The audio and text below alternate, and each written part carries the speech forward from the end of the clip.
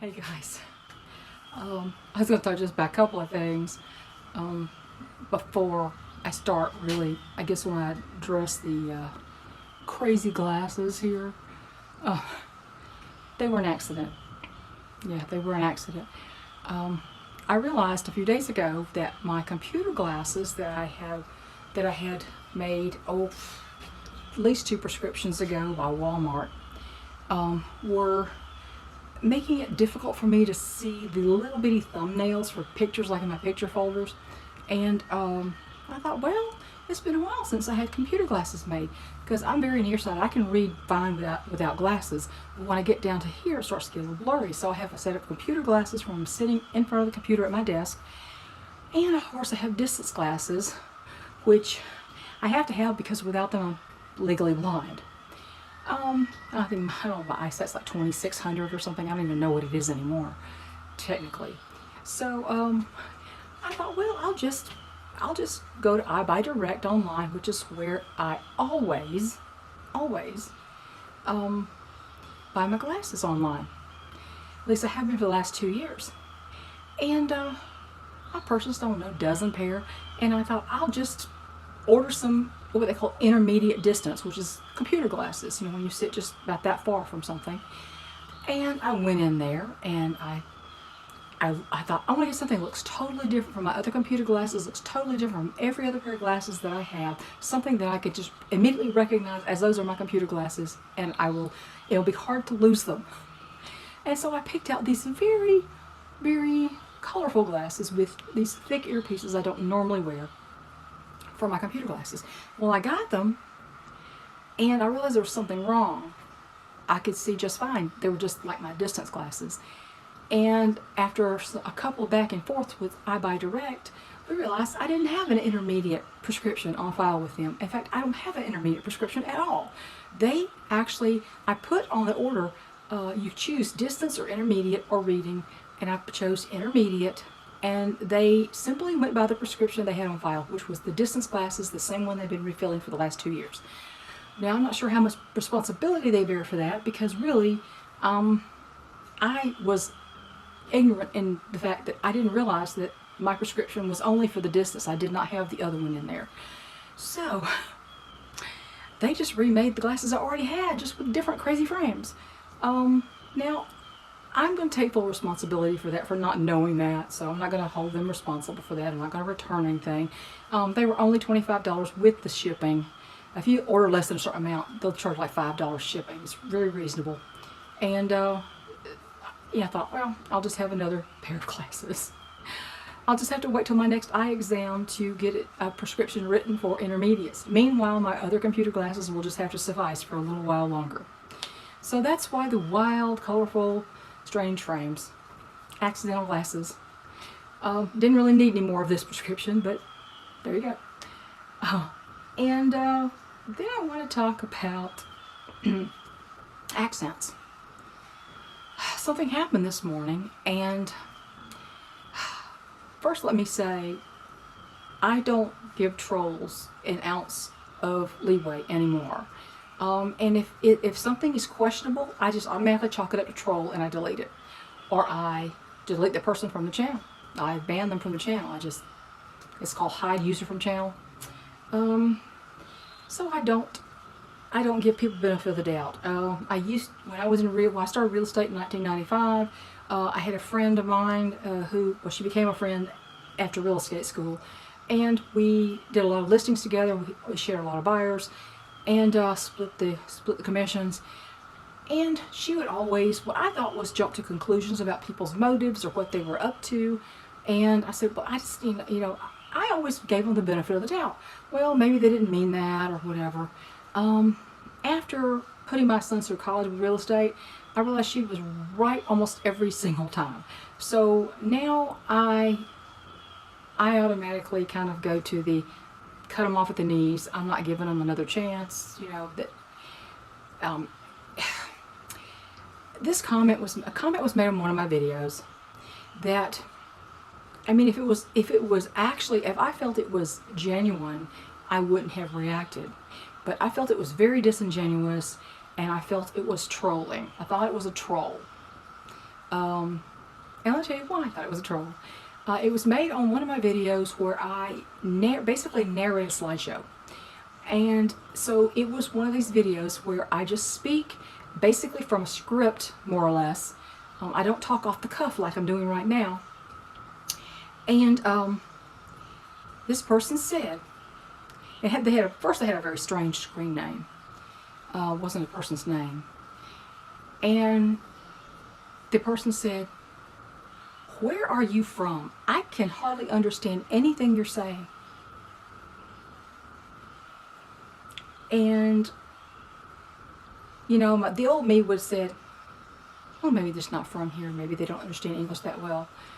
But it was on a video where I speak at a very regular pace, and it's a narrated video that I speak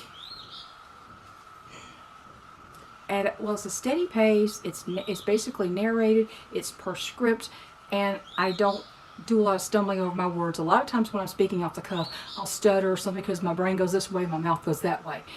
That's not what I'm talking about. And my first reaction was, well, where are you from if you don't understand English? But there was the fact of which video it was actually on. The second was, obviously, I'm from the South somewhere. Now, I don't have a very heavy Southern accent. You think this is heavy? You haven't heard one yet. There are some that even I have trouble understanding.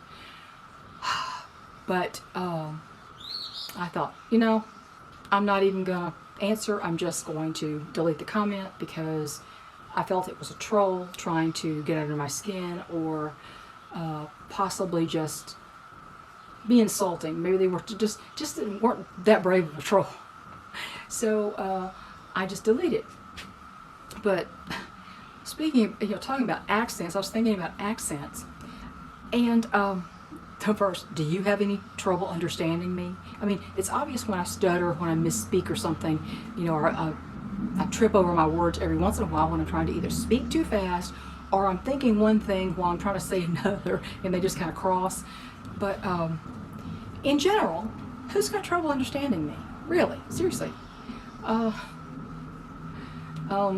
Maybe if he's from the planet Zoltan, he doesn't understand anybody. But when we went to the military, you know, my husband went to tech school at Lowry Air Force Base in Aurora, Colorado. It's where my first son was born. And 3 weeks later, we were at our first assignment in Utah, and that's where my second son was born. And then we went for 12 years to Wright-Patterson Air Force Base in Ohio. And then at the end of the career, we were 2 years back to Hill Air Force Base in Utah. And then when we first went out west, people would say, "Oh, your accent is so cute," you know, or they'd say, "Oh, say something," or, you know, they'd say, "You're from the South, right? What part of the South are you from?" I mean, they immediately knew I was from the South. And then later on, as we lived out the West and Midwest, people would start to say, well, "I can't place your accent. Where are you from?" Because the West and the Midwest started to tamper down some of the Southern, and they weren't so quick to recognize where we were from. And on occasion when we would have to make a trip back to the state to visit grandparents for my children, people would begin to say, "Boy, you've lost your accent." And then I know I told this story before. One time when my sister-in-law, my husband's youngest sister, was engaged, she introduced us to her fiance. She's been married to ever since then. But and I said, "Well, what is his last name?" And she said, "Wales." And I said, "Wales? W-H-A-L-E-S?" And she goes, "No, W-E-L-L-S. Wales." See, I didn't even understand her. She was so Southern still, because she hadn't left the state. But to say you can't understand somebody, I think I speak fairly plainly, honestly. So I thought, that's why I decided it was a troll. But, oh boy, if Hollywood is how you think Southerners speak, there's some dialect coaches that need to be fired. A lot of that Southern stuff is what, unless the actor himself is from the South and he is going back to his real accent, or he's never left it, then they teach these actors what I call plantation Southern, and usually it's bad plantation Southern. If you ever saw the miniseries North and South about the Civil War with Patrick Swayze, where his Southern family was in business with a Northern family, he got to know him in the military. He got to know him at West Point, and they were together at West Point, and the two guys got to be really good friends, and their families kind of got friendly, and they were on two different sides of the aisle, so to speak.